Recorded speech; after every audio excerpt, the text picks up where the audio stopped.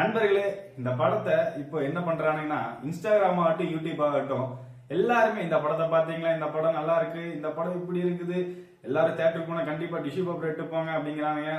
நீங்க நினைக்கிற மாதிரி இல்ல, அது தேவைப்படும் அழுதா துடைக்கிறதுக்கு. சோ அந்த மாதிரி நிறைய இது சொல்றானுங்க. ஒருத்தர் என்னங்கிறான்னா, இந்த படத்தை பார்க்கல நீங்க மனுஷனே கிடையாது அப்படிங்கிறாங்க. டேய், நாங்க மனுஷன் தான்டா, ஏன்டா எங்களை இப்படி பயன்படுத்துற அப்படிங்கிற மாதிரிலாம் ஆயிடுச்சு.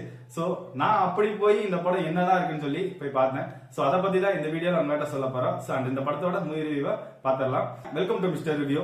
இன்னைக்கு நம்ம அஸ்வின் சந்திரசேகர் டைரக்ஷன்ல சந்தோஷ் அண்ட் மானஷா இவங்க நடிச்ச படம் தான் கப்புள் ஃப்ரெண்ட்லி. இந்த படத்தோட மூவி ரிவ்யூ தான் பார்க்க போறோம். சோ வாங்க வீடியோக்குள்ள போலாம். வீடியோக்குள்ள போற முன்னாடி மறக்காம மிஸ்டர் ரிவ்யூவை சப்ஸ்கிரைப் பண்ணிருங்க. கப்புள் ஃப்ரெண்ட்லி இந்த படத்தோட கதைக்கதை என்ன, ஹீரோ வந்து எப்பவும் போலதான் நம்மள மாதிரிதான் எந்த வேலைக்கும் போறது கிடையாது, அப்பா அம்மா டயத்தால் வாங்கிட்டு சுத்திட்டு இருக்கான். ஒரு கட்டத்துல அவனுக்கு ஒரு அறிவு வந்து என்ன பண்றான்னா, சரி வேலைக்கு போலான்னு சொல்லி சென்னை வரான். சென்னை வந்ததுக்கு அப்புறம் அங்க ரேபிடா ஓட்டி வேலை பார்த்துட்டு இருக்கான். அப்போ ஹீரோயின் பாத்தீங்கன்னா நம்ம வீட்டுல இருந்தா நம்மளை பிடிச்சி கல்யாணம் பண்ணி வச்சிருவாங்க.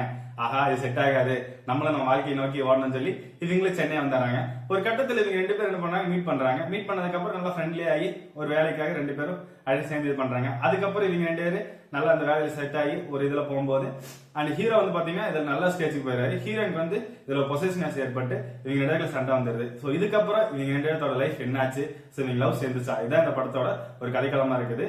இந்த படத்துல நான் பிளஸ் பாயிண்டா பார்த்தது என்னன்னா, இந்த படத்தோட கதைக்களம் தான். ஏன்னா ஃபர்ஸ்ட் ஹாஃப்ல நல்ல ஜாலியா எடுத்துட்டு போய் அண்ட் செகண்ட் ஹாஃப்ல அப்படியே ஒரு எமோஷனல் லைன்ல எடுத்துட்டு போனாங்க. அது பாக்குறதுக்கு நல்லா இருந்துச்சு.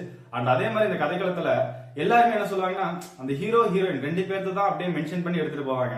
பட் ஆனா இந்த படத்துல வெளி சைட்லயும் காட்டினாங்க. அது எனக்கு நல்லா பிடிச்சிருந்துச்சு. ஏன்னா ஹீரோவோட அண்ணன் ஒய்ஃபுக்கு வந்து குழந்தை இல்லாத காட்டின விஷயங்கள், அதே மாதிரி ஹீரோயினோட அப்பா வந்து ஜாதி வெறி பிடிச்சவரு அப்படின்னு சொல்லி காட்டின விஷயங்கள் உண்மையா பார்க்க நல்லா இருந்துச்சு. இதுல வந்து இந்த மாதிரி பிரச்சனை நடக்க போகுதுன்னு சொல்லி நம்ம உட்காந்து இருக்கும்போது இல்ல, இதுக்கப்புறம் வேற நடக்க போகுதுன்னு சொல்லி இவங்க திருப்பின விதங்கள் வந்து எனக்கு உண்மையாலுமே ரொம்ப பிடிச்சிருந்துச்சு. ஆனா இந்த படத்துல வந்து ஸ்கிரீன் பிளே ஃபர்ஸ்ட் ஹாஃப்ல நல்லா ஜாலியா எடுத்துட்டு போய் அண்ட் செகண்ட் ஹாஃப்ல அப்படியே ஒரு எமோஷனல் லைனா எடுத்துட்டு போய் முடிச்சு விட்டு இருந்தாங்க.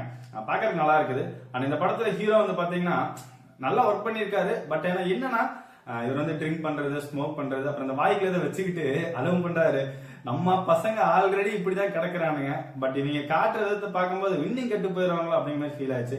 அதுக்கப்புறம் ஹீரோட ஆக்டிங் அதே மாதிரி தான் காமனா எடுத்துட்டு போயிருந்தாலுமே அந்த சூரியவம்சம் படம் எல்லாம் பாத்தீங்கன்னா தெரியும், தேவயானி வந்ததுக்கு அப்புறம் ஹீரோ லைஃப் மாறும் அப்படிங்கிற மாதிரி இதுல வந்து பாத்தீங்கன்னா அவங்க திருத்துறாங்க, ஹீரோயின் ஏதோ திருத்த ட்ரை பண்றாங்க. பட் ஆனா வந்து காமன் இந்த படம்லாம் பார்க்கும்போது காமன் படமா போயிருச்சு. மியூசிக் வந்து எனக்கு பர்சனலா ரொம்ப பிடிச்சிருந்துச்சு. சாங்குகள் கேட்கிற விதங்களாக நல்லா இருந்துச்சு. அண்ட் இந்த படத்தோட சினிமாட்டோகிராஃபி உண்மையாலுமே நல்லா ஒர்க் பண்ணியிருக்காரு. அண்ட் டெக்னீஷியன்ஸ் எல்லாம் வந்து உண்மையாலுமே இந்த படத்துக்கு ஒரு பெரிய பிளஸ் தான் சொல்லுவேன். ஏன்னா இந்த படத்துல வந்து இந்த கதைக்களத்தை வச்சு நம்பி இருந்தாங்கன்னா இந்த படம் வந்து உண்மையிலே ஃபிளாப் ஆயிருக்கும். இந்த டெக்னீஷியன் சைட்ல வந்து ஒர்க் பண்ணி இந்த படத்தை நல்லா ஹிட் கொடுத்து வச்சிட்டாங்க. இந்த படத்தை நான் மைனஸா பார்த்ததுன்னா ஃபர்ஸ்ட் பாயிண்ட் வந்து ஸ்கிரீன் பிளே தான். ஏன்னா ஃபர்ஸ்ட் ஹாஃப்ல நல்லா என்டர்டைன்மெண்ட் எடுத்து போயிட்டாங்க. அண்ட் செகண்ட் ஹாஃப்ல வந்து கிளைமேக்ஸ் வரைக்கும் எடுத்துட்டு போய் சென்டிமெண்ட் காட்டுன்னு சொல்லி நிறைய இடத்துல ஆடியன்ஸ் வந்து ப்ரெடிக்ட் பண்ணிட்டாங்க. இதுக்கப்புறம் இதான நடக்க போகுது அப்படின்னு சொல்லி அந்த பண்ண விஷயங்கள் வந்து நம்மளுக்கு கொஞ்சம் ஒரு மைனஸா இருந்துச்சு.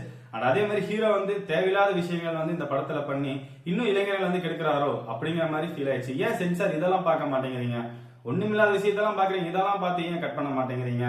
ஆனா அது மட்டும் இல்லாம ஜாதி பத்தி பேசின விதங்கள் வந்து நாங்களாம் ஜாதியை மறந்துட்டோம். இப்ப இருக்க ஜெனரேஷன்ஸ் வந்து ஜாதியே வந்தாச்சு, நீ என்ன ஜாதியா இருந்தா நான் என்ன ஜாதியா இருந்தானே, நமக்கு என்ன, நம்ம ஃப்ரெண்டு நம்ம பசங்க அப்படின்னு சொல்லி சுத்திட்டு இருக்கோம். இப்போ ஏன்டா அந்த ஜாதியை பிடிச்சி தொங்கிட்டு இருக்கீங்க, அதுதான் எனக்கு ஒரு மைனஸா தோணுச்சு. அண்ட் அதே மாதிரி இதுல எனக்கு ரொம்ப பிடிச்ச விஷயமா பார்த்ததுன்னா, ஒருத்தர் கல்யாணம் ஆகுது, கல்யாணம் ஆனதுக்கு அப்புறம் என்ன பண்ணுவாங்க, நல்ல விஷயம் இல்லையா, விசேஷம் இல்லையா அப்படின்னு கேட்பாங்க. டேய் இன்னும் ஏன்டா நீ அதை பிடிச்சி தொங்கிட்டு இருக்கீங்க, நாங்க இன்னும் ஒரு மனநிலைமைக்கு வரணும். அண்ட் அதுக்கப்புறம் தான் எங்களுக்கு ஒரு குழந்தைங்க ஒண்ணு தேவைப்படும். ஏன்னா பொருளாதார ரீதியா வந்து நாங்க ஒரு ஸ்டேபிள் ஆனா தான் அந்த குழந்தைய பார்க்கறதுக்குண்டான மனநிலைமை எங்களுக்கு வரும். சோ அதுக்கு முன்னாடி இவங்க பண்ற விஷயங்கள் எல்லாம் பண்ணி அது மெசேஜ் பண்ண விஷயங்கள் எங்களுக்கு ரொம்பவே பிடிச்சிருந்துச்சு. ஸோ ஓவரால் இந்த படத்தை பார்க்கும்போது மெசேஜுக்கு இது ஒரு நல்ல ஒரு படமா இருக்குது. ஏன்னா லவ் மட்டும் வச்சு எடுக்காம நிறைய சோசியல் மெசேஜ் சொன்ன விஷயங்கள் இது எனக்கு ரொம்ப பிடிச்சிருந்துச்சு. அண்ட் ஹீரோ ஹீரோயின் ஆக்டிங் வந்து கெமிஸ்ட்ரி ரீதியா ஒர்க் அவுட் ஆளுனாலுமே ஓவராலா ஒரு ஒர்க் அவுட் பண்ணி எட்டு வந்துட்டாங்க. ஃபேமிலி ஆடியன்ஸ் வந்து இது ஒரு இம்பார்ட்டன்டான மூவி. ஏன்னா குழந்தைகளை கூப்பிட்டு போய் பாருங்க. ஆனா என்னன்னா வந்து இதுல காட்டின மெசேஜ் வந்து எனக்கு ரொம்ப பிடிச்சிருந்துச்சு. அண்ட் அது மட்டும் இல்லாம கப்பிள்ஸ்க்கு வந்து இந்த படம் வந்து ஈகோ கிளாஷ்க்கு இது ஒரு மெயின் இம்பார்ட்டன்டா இருக்கும். கண்டிப்பா இந்த படத்தை நீங்க தியேட்டர்ல போய் வாட்ச் பண்ணி பாருங்க. சோ நான் இந்த படத்தை கொடுக்க ரேட்டிங் என்ன 5/3.5. சோ நீங்க இந்த படத்தை பார்த்துட்டீங்களா, இந்த படம் உங்களுக்கு என்ன ஃபீல் கொடுச்சுன்னு சொல்லி மறக்காம கமெண்ட்ல சொல்லிட்டு போங்க. சோ இந்த மாதிரி மூவி ரிவ்யூக்கு மறக்காம மிஸ்டர் ரிவ்யூவை சப்ஸ்கிரைப் பண்ணிருங்க.